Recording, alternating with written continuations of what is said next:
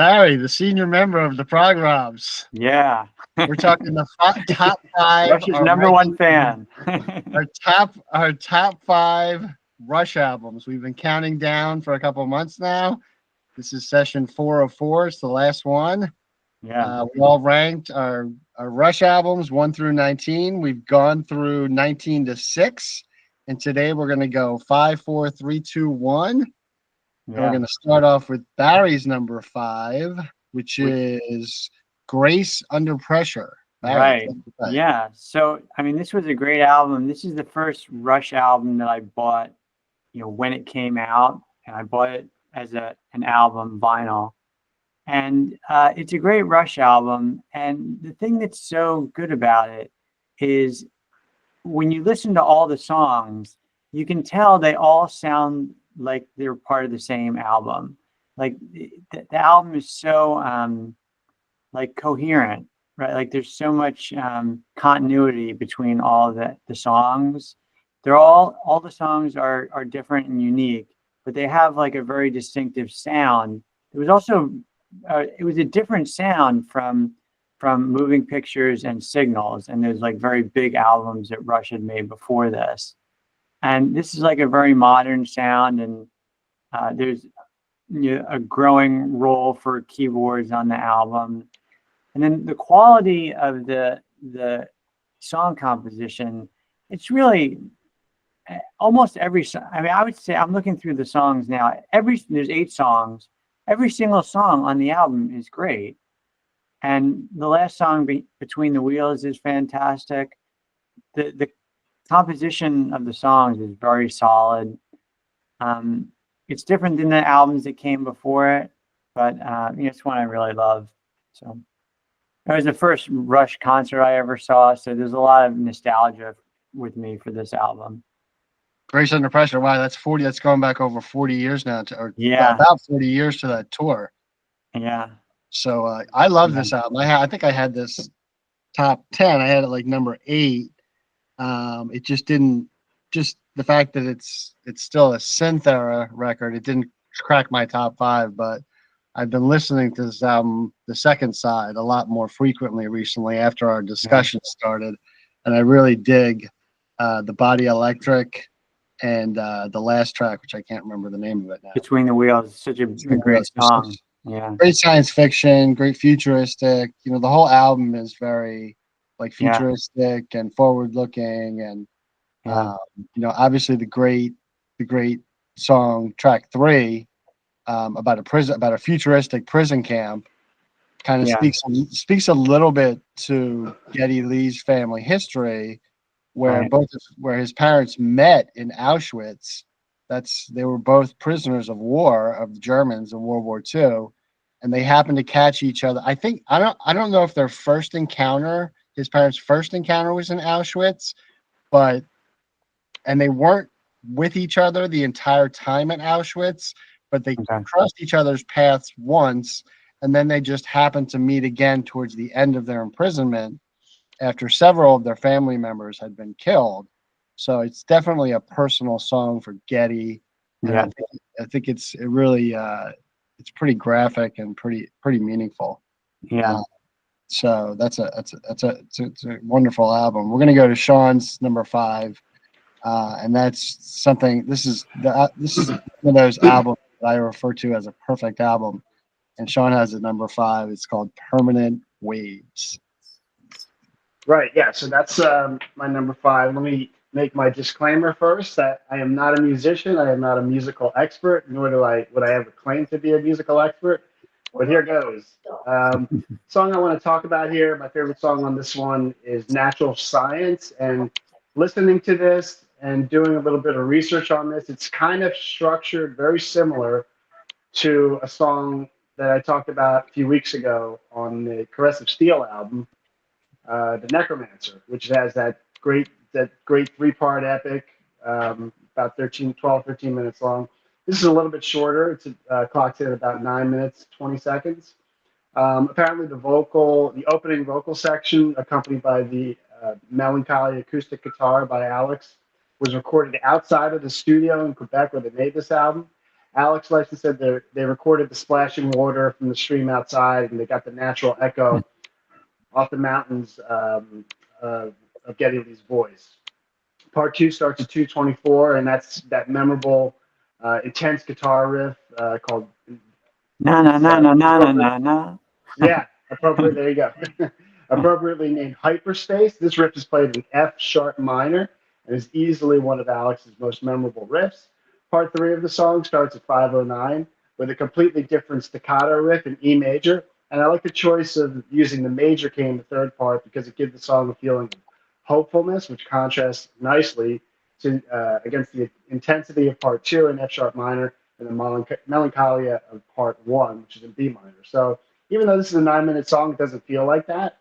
In terms of the song's influence on other progressive rock bands, it should also be noted that the end of the closing section of Natural Science, where all you hear is the water and the waves, this was copied by Queensryche when they did something similar. Did something identical at the end of their song called "Is There Anybody Listening," which is the last song on the Empire album, which was produced by Peter Collins in 1990. Another standout track here on Permanent Waves that I like is "Between Us." That's translated from the Entree Now, so however you translate Entree that. Nous. Entree Now, okay. That's a great melodic rocker.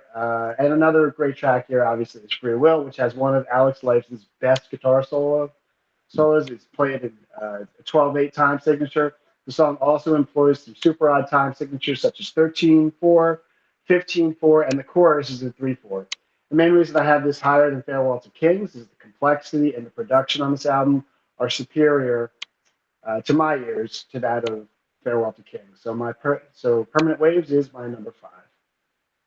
Yeah, it's just a great album. I have this a little bit higher than you guys. I'll share my comments on that in the coming minutes. But right now, we're gonna get Barry. If you don't have any other comments, I'll go to my number 5. Okay. Which is Counterparts, the 1993 release. When this came out, I was 20 years old. I was in a rock band. I was playing drums. And I just thought this was the most powerful, loud, and expressive drum performance I had ever heard. It really struck me very deeply.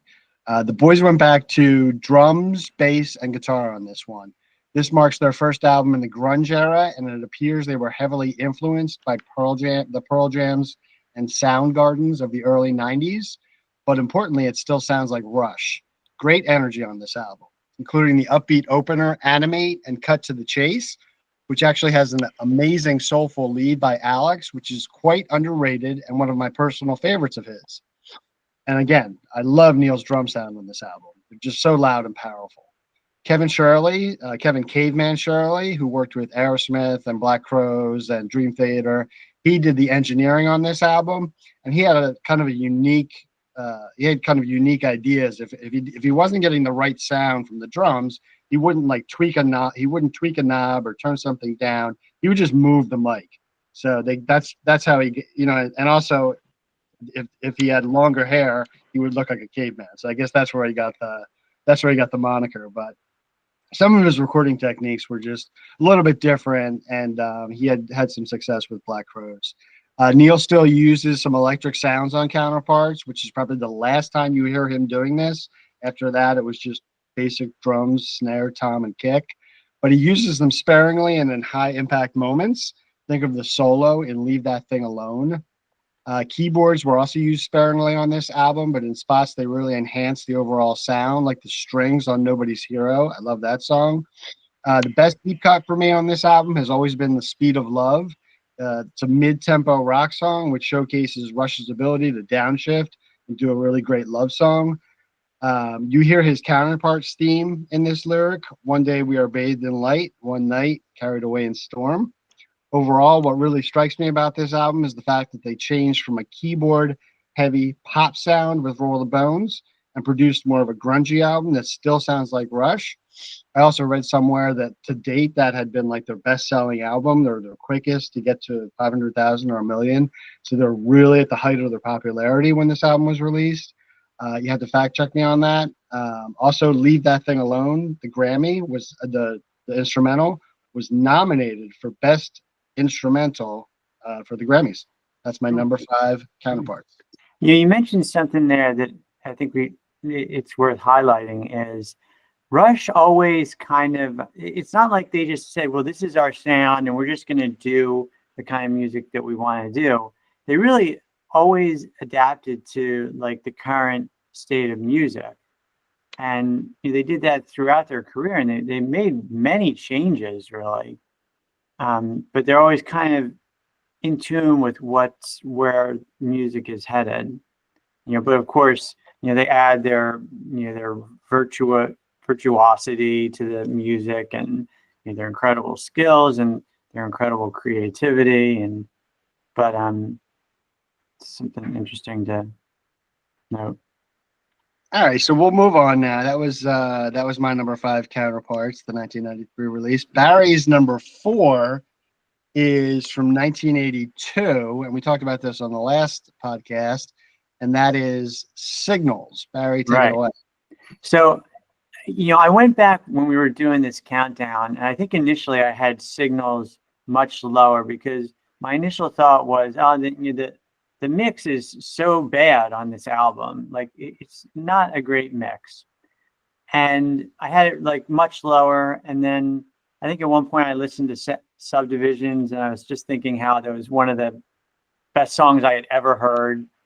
And so I went back and listened to the whole album, and the whole album is just so good. It's another one of those albums where every single song is great.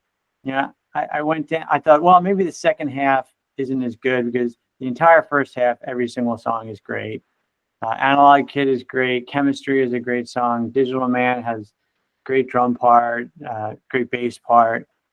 But then I went and listened to the second half, and The Weapon is a great song. Losing It has this beautiful violin part, beautiful lyrics, and Countdown is just great. Like, that should be NASA's theme song. It's such a great song, and there's a great keyboard solo, and it's such a great way to finish out an album. And so I just thought, the whole album is so good. So I kept pushing it up and up in my ranking, and this was about as high as I could go because the last 3 albums I just are really 3 of my favorite albums of all time. But this is really a wonderful album. I think I have it ranked a little bit higher than you guys, but Subdivisions is such a great song, and it's really one of my favorites. It's just such a great album. Yeah, I love this album. This is even higher on my list, so you're not going to get any argument from me. Top to bottom, it's one of my personal favorites. I think it's clearly one of their best. It's one of my personal favorites.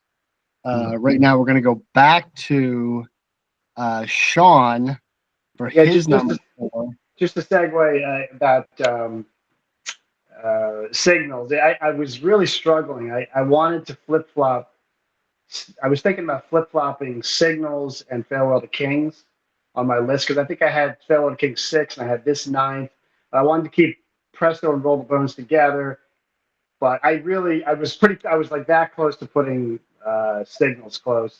Signals at number 6 on my list. So yeah, that's a good one. Yeah, it's just, these guys, you get to your favorite albums and the best albums, and it's really hard to, it's almost like a personal choice. Everybody's got a personal favorite when they first started listening to it, what was going on in their life. Hopefully you guys can read that. That's Counterparts. Can I just go back and just say one last thing about Signals? I think I mentioned this on an earlier call where I had never really heard Rush before, and I was at like a 7-Eleven.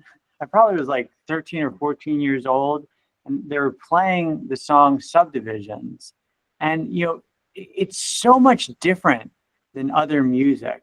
I don't know if it's just like the darkness of it, the musicianship that's in the song, but it immediately strikes you as just so original, and part of it has to do with, Neil Peart always has that really intense drum part in the background.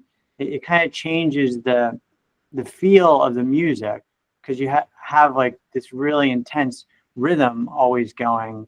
And Power and accuracy is a great yeah, way to just. I heard him. it just grabs I you.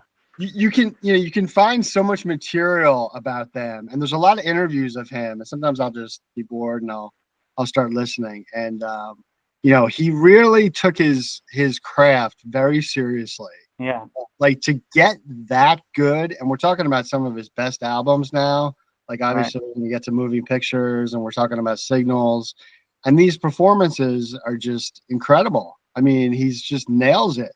Yeah, Speaking as someone who's played the instrument, you just he's influenced so many drummers, yet at the same time, there's very few drummers who can do what he did. right. Although it's almost like every rock drummer of a certain generation is influenced by Neil Peart, but nobody sounds anything close to him, with No. one or two exceptions. Yeah, like I mean, just being a great drummer, and then his creativity, just doing things that almost sound like they have like lead aspects to it. Like lead drums. Like I mean, right. in Subdivisions, it's like has that keyboard part. It's like da na, and then the drums do this thing where it's like da da da na da da, and it's just like so creative. And he does things like that so often in so many places, and especially even on the last three albums. And we're going to be talking. I'm going to be talking a little bit about Vapor Trails. Like he has some drum fills that are just they're like melodies. Anyway, they are. Yeah, no doubt. So Sean, you want to talk about Counterparts? Take it away. All right, so yeah, that's my number 4. Counterparts. The thing I like about this album, not just as a Rush album, but just as a, listening to the album, this could be for anybody, even if you're not a Rush fan, is just how great the production is on this album. I think this is their best. It sounds like a Steven Wilson album.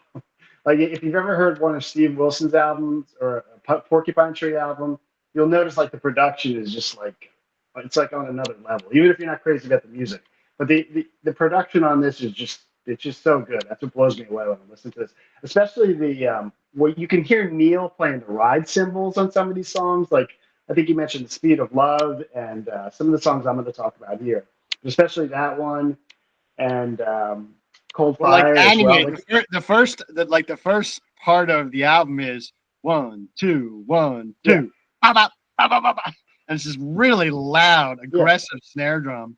And when they were producing it, they, normally when you're in the studio and you record, you use reverb to get like a louder sound for the drums. And I think what they did is they tried to get a completely organic drum sound, meaning don't just dial up the reverb, try and get the drums naturally, organically recorded and get like a more natural sound without technology. And I think they really achieved a masterful drum sound on this album. I think it's his best drum sound. Yeah, and it's kind of refreshing because these days a lot of bands will use more of a processed drum sound and it's lower in the mix, and you kind of get, when you hear that a lot, it's kind of like when you go back to an album like this and you hear that organic sound, and, the nuances and the attention to detail with which they recorded this. Anyway, so I mean, this is my number 4. It's just for me, it's a great sounding album and so many great songs. Track 8 is entitled Double Agent. I love this song because it's so unique. I love Geddy's vocal approach on the verse, which is in spoken word. I have no idea what the song is about, but I've never heard a band pull off something like this that was so unusual compared to the rest of their catalog. The lyrics at the end of the song reflect Neil Peart's great sense of imagination, where he says, "On the edge of sleep, I awoke to a sun so bright, rested and fearless, cheered by your nearness. I knew which direction was right. The case had been tried by the jury inside. The choice between darkness and light." And Geddy's delivery is so classic there. As Yeah, counterparts, then we that's get the counterparts theme. It runs throughout the album. Great theme. yeah, yeah. Okay, and then you have right after that you have and it's very well sequenced. This album is too, because right after that you get "Leave That Thing Alone," which is a really hooky kind of instrumental. Has a great lead guitar part by Alex Lifeson. There's some creative use of triggered sounds here used by Neil Peart, and some really interesting time signature changes, which make it the perfect segue to "Cold Fire," which I think is one of the best songs on the album. "Cold Fire" is a great reflection of the near perfect production on this album. I love the space that you feel between the instruments during the verse. Um, this is the kind of production that an album like Vapor Trails would have benefited by, but never got. The simplistic and pristine clean sound during the verse in "Cold Fire" is contrasted by the beautiful acoustic guitars, string section, and dramatic storytelling encompassed within one of Rush's all-time great songs, which for me is "Nobody's Hero." Some great messages in that song. You know how he's making the argument that the people we should be celebrating are not the LeBron Jameses and the Patrick Mahomeses and the Taylor Swifts. The people we should really be celebrating are the people who land crippled airplanes, who show up for work every day and maybe don't get a lot of recognition. And I think that's a great argument he makes in that song. So that's my number 4. So I was going to say, you were talking about Cold Fire, and when I saw these guys live, Sean, you were with me at least one of the shows. Yeah, I was at the show. Yeah. During the verse of Cold Fire, he's playing a piccolo snare. He's actually playing a smaller snare drum. And then when it cuts into the chorus, he starts playing his normal loud snare drum. So if you listen closely, you'll hear the difference. You might not notice it unless you first see it live. It's not that he's playing like lighter and he's not hitting it as hard. He's hitting it as hard, but he's playing a piccolo snare during the verse, and it's got like a more of a snappy. And then when the chorus comes in, he goes back to his main massive, deep snare drum, and it gets that big loud poppy sound. That's something you normally don't see drummers do. That you normally just stick with one snare drum for every song, but he plays 2 snare drums on that song. So we're gonna go to my number 4.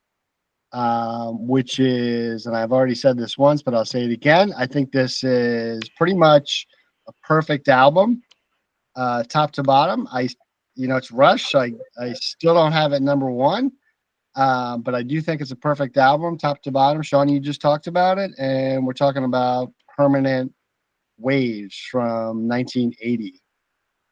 Permanent Waves. We can start with reiterating what Sean said. I think the best song off of the album is Natural Science. It's a great prog effort. Great dynamics on this song. Great lyrics. Love Neil's use of the high toms and his use of triplets. Also playing the upbeats on the ride cymbal. All classic Neil Peart.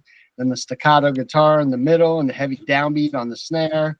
I love "Science, like nature, must also be tamed with a view towards its preservation." That's a classic line. Jacob's Ladder. This is a great deep cut with some shifty, odd time. That's kind of a little bit confusing when you first hear it. Very simple, if you can call odd time simple. I think it's simple odd time, but it works. I love Geddy's keyboards on this song. Often overlooked, and we haven't really focused on this too much, but often overlooked is that Geddy is a very influential keyboard player, not just an influential bass player. He was a cutting edge keyboard player in his time, very influential.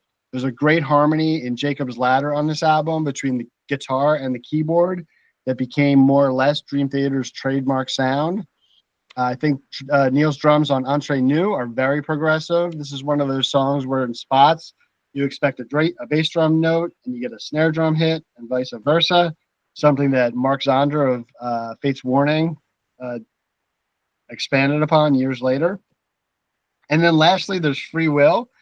So during the pandemic, there was some controversy, and Geddy was kind of pitching the, hey, you got to wear your mask, blah, blah, blah. Let's be safe. And you had some people that were kind of pissed off about that, and they would say, "Hey, man, what about free will?" So Getty made it very clear in his book and settled the controversy. Just because you have free will does not give you the right to impede on someone else's right to live a healthy life. Put the mask on, buddy. That's my number 4. Permanent waves. So let me change the subject and but also talk about permanent waves. One thing in my ranking from basically like 2112 right through Moving Pictures, I just saw every album as sequentially getting better and better. Like they just kept developing as a band, right? That's why I didn't like flip the ranking, like the ranking, Farewell to Kings, and then Hemispheres, Permanent Waves, Moving Pictures. And I was almost tempted to rank Signals above Moving Pictures, because you just see like this, like they always continue to develop, right? Like they always continue to grow. And even like if you go from Moving Pictures to Signals, Moving Pictures is like an incredible and epic album, but in many ways Signals is better because the songs are more deeper, right? You can't really make an album any more epic than Moving Pictures, but then they started making more nuanced songs, and so they like from 2112, through Signals, they keep developing, and it's incredible how they keep progressing and they keep topping themselves one album after the next. Well, that is your number 3, Barry, Moving Pictures. So yeah, I mean, if you go on YouTube and do a reaction, look up reaction videos, I think one of the songs that has the most reaction videos is Tom Sawyer, because it's such an incredible song, and almost every single like first time listen reaction video, people are just blown away by this song because it's so radical. I mean, it's so different. Like the very first note is this Moog synthesizer that cutting an incredible sound. Like nobody ever started a song like that, and it's so incredible. And the drum part is so amazing. Red Barchetta is another amazing song. And there's just so many highlights for this album. I mean, it's incredible how when they came up with Permanent Waves, they could have followed it up with an even better album. Like at this point, you just start to think, man, these guys went from, it must have just been an incredible journey in like 6 or 7 years to go from nobodies to playing Moving Pictures to giant, stadiums where people just worship. I mean, when Moving Pictures came out, I remember the first time I heard Tom Sawyer, I just thought, wow, this is like incredible.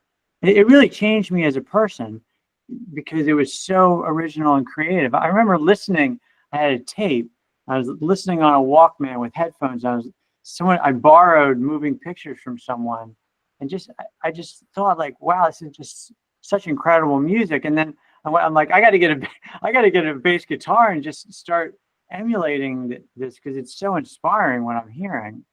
That pretty much never was affected. That pretty much got you to become a bass player. Yeah, that was it. I mean, hearing Tom Sawyer, I'm just like, this is incredible. It's hey, I have it. I have it even higher. I think it's a masterpiece. I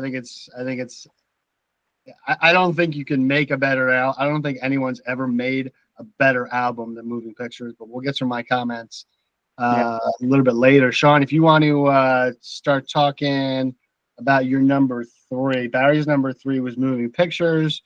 Sean, your number 3 is Hemispheres. Take it away. Okay, yeah, well, just a segue from what you said, I'd have to say that in terms of best albums ever made, I don't think you can make a better album than Dark Side of the Moon. It's just that's a discussion for another day. But that album, if you're talking about listening to one album from start to finish, there's no way you can make a better album. Now, there's more technical albums than Dark Side of the Moon, but in terms of the songwriting and the production, and the album as a whole, just listening it from one end to the other, I don't think you can make a better album than that. Now, is Moving Pictures a better technical album? Are the individual songs superior in terms of performance? Absolutely. But in terms of the idea of an album that you can listen to from start to finish, I think it's hard to. I don't think you can make a better album than Dark Side. That's just my view. That is an argument for another day, my friend. I'm definitely. I'm biting my tongue. All right, so the next one here I have is right. You already put it up. Hemispheres. Yeah, so this one, I mean, we could talk all day about the 18-minute piece. Yeah. What I wanted to mention is that I thought that I've always thought that Circumstances is one of Rush's most overlooked songs and one of the best short form songs from the 1970s.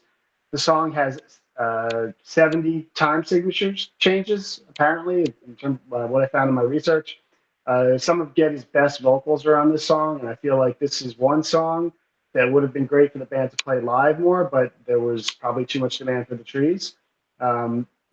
Speaking of the trees, I love the really cool melodic interlude part where Geddy brings in the keyboards and then Alex goes into that solo. The drumming on this song is really tasty in some parts and then just really forceful, mind-blowing as a whole. Again, I don't think we have enough time to talk about Hemispheres because, it's just the thing's just one of the great long-form epics that you're ever going to hear. But that's my number 3. Yeah, we could do a whole video on Hemispheres. We could, and it's also my number 3. So I'm going to take it from here, you guys. Look, the title track is probably my favorite, maybe my favorite. It's definitely a top 5 Rush song, probably my favorite lyrical contribution by Neil. He's had so many. I love the idea of the battle of the heart and mind using metaphors of ancient gods. I thought that was very clever. I love the ending ballad of Hemispheres, the sphere with the acoustic guitar and Geddy's soft vocals. Love that. Circumstances is a great commercial rocker that talks about Neil's isolation and trying to make it as a teenage musician alone in London and how he learned from his failures there. The Trees is unique in that it makes a statement about racial relations and social injustice using personification. Lastly, La Via Stringato, stunning instrumental with the most challenging material musically that the band had ever performed up till that point in 1978. And really, they never topped it musically after that, I don't think. Neil did 2 takes on La Via Stringato, played them both from beginning to end, and he nailed it completely on take 1. That's the one they used on the record. That's my number 3, Hemispheres. One thing I would add here is, it's kind of sad because, first of all, Geddy Lee's voice, every singer has kind of like a pinnacle, and this might be the album where his voice is really at its best, right? I mean, when he's younger, he has a stronger voice, but he doesn't really have, the creativity and the skills that he had later. He has an incredible voice on this album. And I don't know if I've ever heard any live recordings of this tour, which kind of sucks. I'd love to hear Hemispheres live. I don't think I've ever heard that. There are they've released live recordings of that song.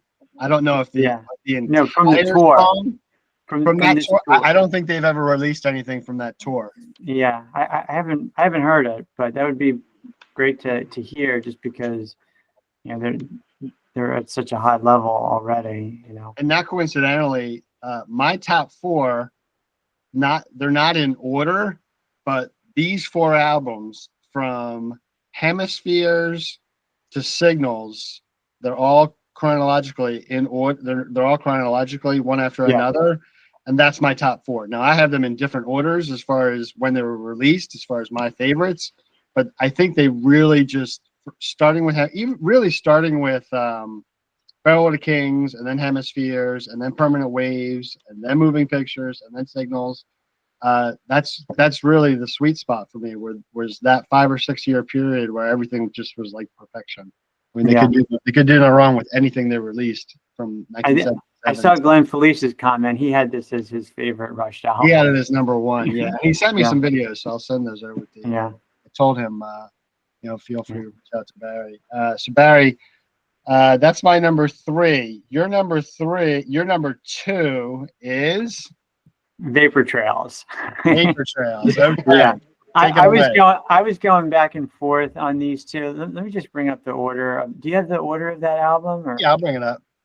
Just give me a Yeah, second. so I was going back and forth. I love this album, the original recording of this album, probably more than most people. And when the album came out, I didn't listen to it. I was going through a period where I wasn't really listening to Rush anymore. And I listened to this many years later. And when I heard it, a couple of things that stuck out for me was the incredible guitar parts on this song. I mean, Alex Lifeson put so much creativity into this album, multiple parts on every single album. I was totally blown away by that. The lyrics on so many of the songs I was blown away by. And obviously Neil went through this personal tragedy. And so the lyrics are very personal. Songs like Ghost Rider, Out of the Cradle, just so many very more personal lyrics that I hadn't heard before. I thought the drumming was better than, I mean, if you can even say that. I thought the drumming throughout the album was just incredible. Sometimes I thought Neil was almost doing too much, but there's just so many great drum parts. The vocals, he does a lot of harmonizing vocal parts. And I felt like on this album, they got rid of this hang up where it's like, you've heard this many times, oh, like 3 guys are making up all that music. And these 3 guys are all very creative. And I think with this album, they said, well, let's not bother with this idea of, we can only play one part. Let's just fill out, let's do all the creative ideas that we can come up with and put it into the songs. And so Geddy does things really that he never did, where he comes up with these harmonizing parts. And some of his harmonies are fantastic. With the guitar, he comes up with complementing guitar parts that are great. And just the sound, the album has a different sound than any other album really before or after. And I love the album. I love the original recording. I just think it was a fantastic effort. After, I guess people even wondered if they were even going to be a band before this album, if they were ever going to release anything again. And it's just an incredible effort coming back from a lot of tragedies. And I just was so impressed with the album. Yeah, it's tremendous. The only thing I disagree with you on, I think things sound a bit more controlled with the 2013 mix or whatever it was, 2012, 2013. Yeah. Some of it sounds a little bit I mean, a lot of people, you're not the only person to say that. Some people do like that distortion on the guitars and the distortion on the cymbals that they got. But I think, the bass and drums, especially the snare drum and the cymbals, sound a little bit more subdued on the remix. But sometimes there are. This is not like a perfect album. Like there are times where I'm listening to it, and like the mixing is kind of off on certain parts. Like the guitar will come in and it will be too loud, and there are points that you can criticize on this album. Like you guys mentioned counterparts, and I mentioned earlier Power Windows, how that was such an incredibly mixed album. And this album it's not high quality mixing or producing. The thing that really got me is just the creativity of the musical parts, all the creativity that they put into it just kind of blew me away. All right. So that's Barry's number 2. Sean, a little disappointed in you guys. Moving Pictures is not being number 1, but Sean, your number 2 is Moving Pictures. Yeah. I think we know what you guys' number 1 is. If you've been watching the podcast, you can deduce it. But Sean, go ahead, take away your number 2. All right, so Moving Pictures. Yeah, I mean the production on this album is so good. I love Terry Brown's mix. I love how this thing was recorded. One of the highlights for me is the guitar solos, especially the one in Limelight, where they really give Alex center stage there. Easily one of the best rock guitar solos of all time, in my book. Also, this album has my favorite Rush song, which has to be The Camera Eye. I love the melodies in that, the heavy guitars, great lyrics by Neil Peart on this song. And I also like, the deep cuts on this, including vital signs. I like the use of the reverb on Geddy's voice, and I like the use of the cross phasing on the rhythm guitars in the intro section.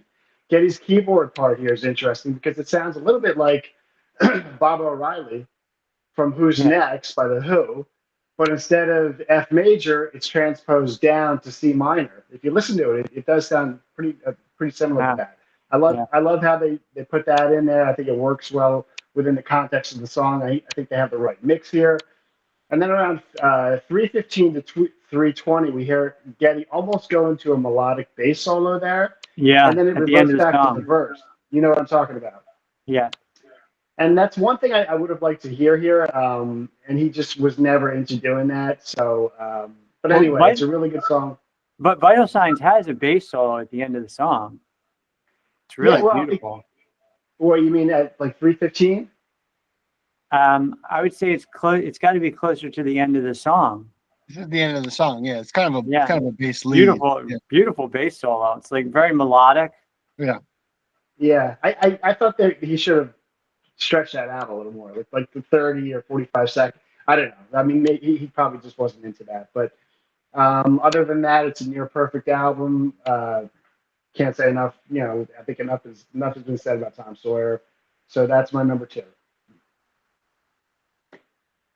Yeah, number 2. Okay, so we'll move on to my number 2, and we've talked about this album quite a bit.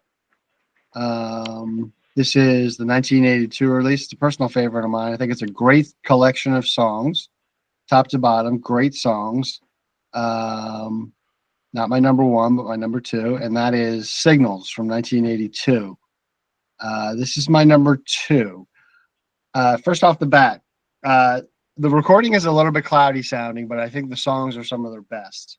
I think the remastered version of Signals is a noticeable improvement from the original, especially the details on Geddy's vocals. Check that out if you haven't downloaded. Yeah, I haven't heard that. I gotta listen to that. Yeah, they've remastered everything, and this album really benefited. For some reason, the remastering of this album really, it was a noticeable improvement on the drums, on the vocals, on everything.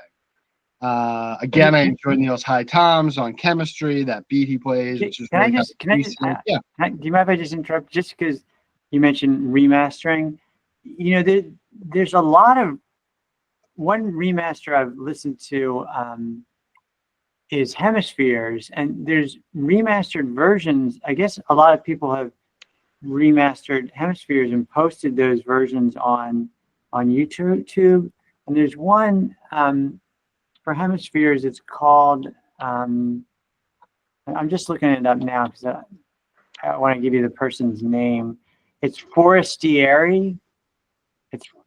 It's a fantastic remix, and I guess someone just was able to get the original parts and then remix the album, and it sounds fantastic. And it's so great how much we have access to now, with YouTube and other things, and we can hear like different mixes on classic albums. Anyway, so go ahead, Neil. Yeah, no problem.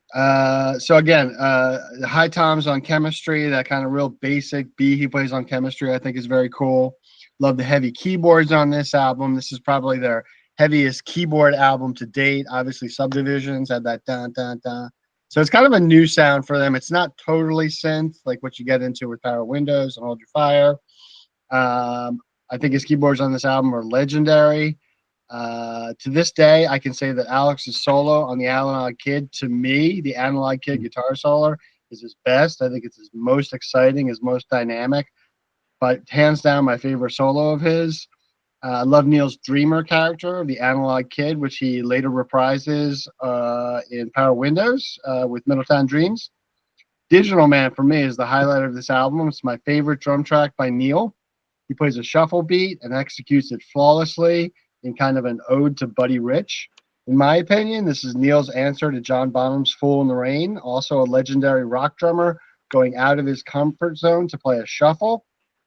This was a precursor to Neil's 2 albums, which he played on and produced, called Burning for Buddy 1 and 2, tributes to what many know as the greatest drummer of all time, Buddy Rich. Check those out. Signals is my number 2. Yeah, I'm just reading here on the Wikipedia page. I don't think I've ever heard. I don't think I knew about this before, but it says Countdown was inspired by the band attending the launch of the Columbia Space Shuttle in April of 1981, the first of NASA's space shuttle program. Yeah. Interesting. Yeah, I've never heard as good a song. I mean, that should be NASA's theme song. If it's not, it should be. It should be. It's a rare take on space exploration. It really is.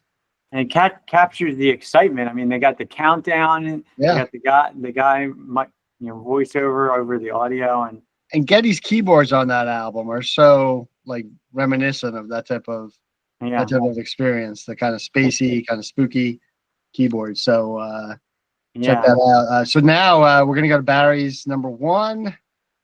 Just before you just one more thing on Countdown. They capture the spirit. Like that's where Rush is so gifted.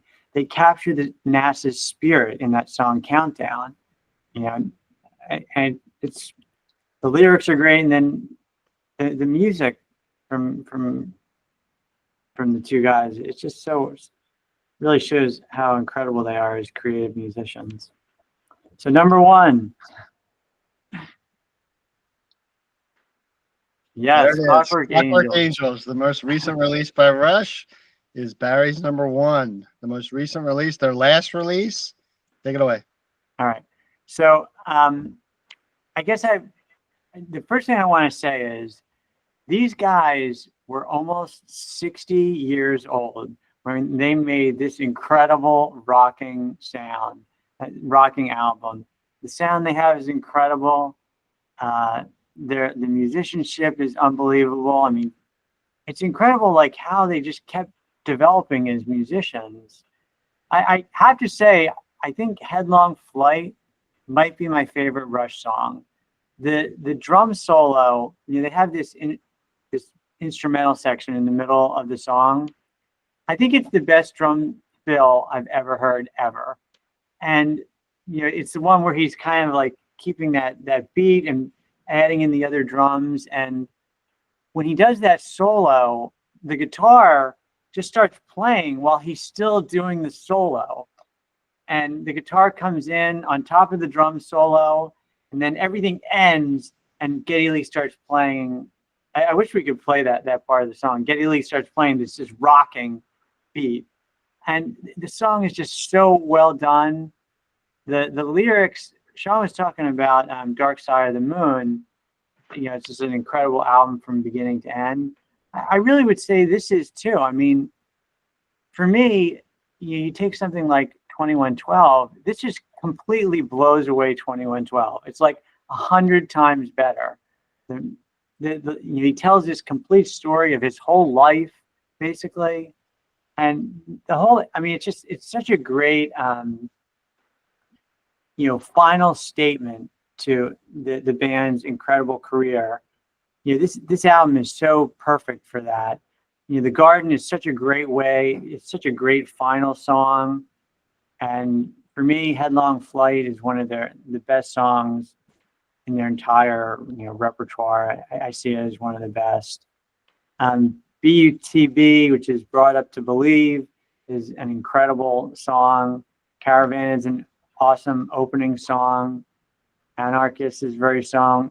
Carnies, and all throughout this whole album, he's telling this weird dystopian story of this person stuck in this crazy world. And I just thought it was great. The creativity, every single song is so creative. The reason why I would rank this above Moving Pictures is because they just put so much more into each song. right? Like if you listen to Moving Pictures, again, it's like three guys doing amazing stuff. Here, they're just like, how creative can we get? You know, there's just like so much music in some of these songs. Like it just blows me away. And the idea that they did something this great at almost 60 years old, when they already had a fantastic career. I'm sure they just put so much hard work into making an album this good when they were already superstars, right? Already people considered them a great band, and they just came out and topped it. So it's just an incredible album to me. Sean, it's your number one. Take it away. Yeah. Okay. So, Clockwork Angels, just like Battery. It's my number one. I think Martin Popoff, the music critic from Toronto, said it best when he said, "One can't deny that there's more purpose and focus here than on any other Rush album." I also remember reading a review on Amazon right after this came out, and someone said, and I don't have the review in front of me. I couldn't find it, but it said something like, it's almost unfair that a band at this age, each guy was like 60 or 61 at the time, could make an album this good. Yeah. The first thing that hit me on this was the remix of the first two songs, which actually came out in 2010. When they remixed those first two songs and put them in on, at the front of this album, you immediately feel the power, and especially in Caravan, and even more so in BU2B. So that does a great job of, getting it into the listener's nervous system there with the heaviness. Yeah. It's not one of the best songs of the album, but it's the driving force that kind of gets you on board before the train leaves the station. Alex is used to those open chords ringing out at the beginning of the title track, track 3. Gives me goosebumps every time. The song clocks in at 7 minutes and 29 seconds, and the intensity of the song is what really grips you. And I love Geddy's delivery of Neil's lyrics here. The chorus still gives me goosebumps to this day. Just love the title track. And by the way, one of the things that blows me away here is Geddy had lost some of his range at this point. He was in his 60s, but this is some of his best singing. Yeah. In terms of like the spirit of his delivery. Yeah. Great work on the toms and cymbal crashes and double bass by Neil Peart on that one. And then, you get that middle section there where they have that weird mix where it sounds like it's playing underwater. It's like, where did they get this from? I mean, I'd never heard anything like that. So great job on the mix by Nick Raskulinecz because the snare sound changes. The guitar sounds more like an acoustic. And then there's an effect on Geddy's voice that takes the listener kind of to another place. It feels like he's like yelling from the distance or something, but you can make out the vocals. Track 4 starts out with Neil's powerful backbeat on the drums, on the toms, accompanied by Alex and Geddy coming in last. Not going into too much detail about this one, but if you're, I would say if you're a runner like me, and if hearing that intro to track 4 doesn't get you pumped up, then you probably don't have a pulse. That's just one of those songs that it really gets me going. I thought I've heard Geddy Lee say the Anarchist was one of the hardest songs to play and sing on bass. Yeah, I've heard him say that. Yeah, you can tell like his bass lines on this are so complex and technical. It's like, how is he putting the doing the vocals over this? But I guess it's just to practice it. Repetition. I've heard him say, when people ask him that, how do you sing a difficult bass part, sing and play a difficult bass part at the same time? It's just, you just keep repeating it until it's like in your subconscious. So it's practice. You just keep doing it over and over again so that the muscle movements, he talks about this in this book, the hardest thing he does is play bass and sing at the same time. It's a matter of just he got to the point where he's not even thinking about the bass. He's just thinking about singing. He's just done it so many times. Yeah. It's a lot of hard work. Give him credit. Yeah. Sean, go ahead. Sorry. All right. So track 5 is named Carnies, and this song makes you feel like you're in this sort of jungle of sound and you don't know what you're exactly hearing the first few times you listen to it. You have to kind of sort it all out. I love the opening riff, which is punctuated by Alex hitting that harmonic. And then Geddy singing with so much passion and conviction on this one, especially this song in particular when he belts out lines like, the smell of flint and steel, the wheel of fate, a game of chance, and that's followed up by Alex's intense riffing. Really memorable song there, right in the middle of the album. Then you get a bit of a break. Before you go on to the next one, so that exact album, I mean, I thought it was so creative because when he's singing, normally like when people sing a melody, it's like they'll hit a high note and then kind of come down. But in that song, Carnies, the line that you just referenced, he kind of keeps singing higher and higher, right? Like he keeps taking the note higher and higher. And I remember listening to that, I'm like, wow, that's so creative and it's so different. You know, and it's such a testament where these guys are still doing like such creative things. They're not just redoing, you know, reusing. So many artists, they just kind of keep recycling the same ideas, but here they're just coming up with new things. Like I've never heard him do that, like in Carnies, where he kind of takes the melody upward. Never, except for that song. And I just remember thinking, wow, that's just so creative. Go ahead. All right, so that's then we get and again, like a lot of their other albums, they did a great job of sequencing here because on track 6 you get a little bit of a breather with some reflective lyrics by Neil taking center stage. I don't know if this is just part of the storyline, if he's talking about something that happened in his life. I don't know. It's interesting. I'd like to look into that a little bit more. But after that, we get track 7, which has a great. It's called Seven Cities of Gold. Great bass intro by Geddy Lee, and that leads into the memorable riff by Alex. Great bass playing by Geddy throughout this song. Track 8, The Wreckers, is a great melodic rocker with a hooky chorus, and that sets up the 7-minute monster, which is Headlong Flight. Lyrics are great in this song. It's so powerful, and I like that Rush later in their career like this. They were, and even on Vapor Trails as well. They were okay with letting songs go a little bit longer, 6, 7.5 minutes, rather than the self-imposed 5 or 5.5 limit they started utilizing on singles in the early '80s. So allowing these songs to breathe a little bit and using that approach, I think gives the songs on Clockwork Angels a more natural feel to them. The album concludes with a song you talked about, Barry, The Garden, which has that iconic guitar solo at the end. Just a great job by Alex Lifeson there. And it's probably the most memorable song on the album, even though there's so many great songs on this. So Clockwork Angels is my number 1. I'm going to have to re-listen to this album, guys. I'm going to have to give it a little bit more attention. Well, you guys did the same thing to me with Counterparts. Like we gave our first 5 right up front. And I didn't really listen. I didn't go back and listen through Counterparts. Now I'm thinking, I probably should listen because there are so many songs that I do like there. It's there's so many albums to listen to. But my number 1 is Moving Pictures. I said this a little earlier. I think this is a masterpiece. Not only do I think it's Rush's best album, it's maybe the best album I've ever heard. I think it's probably the most influential for a certain generation. It's probably the most influential musically from a musician's perspective of any album that they recorded, and maybe anybody else, save Led Zeppelin. I think Led Zeppelin might be a little bit more. Led Zeppelin influenced them though, so that you have to go back to. So really, there's YYZ, the quintessential rock instrumental, second only to Moby Dick. Nope, this is the number 1 instrumental of all time. Another great lead bass line from Geddy and the whiny leads from Alex, big drum fills, bass solos, heavy keyboards, and funky guitar. The song has it all.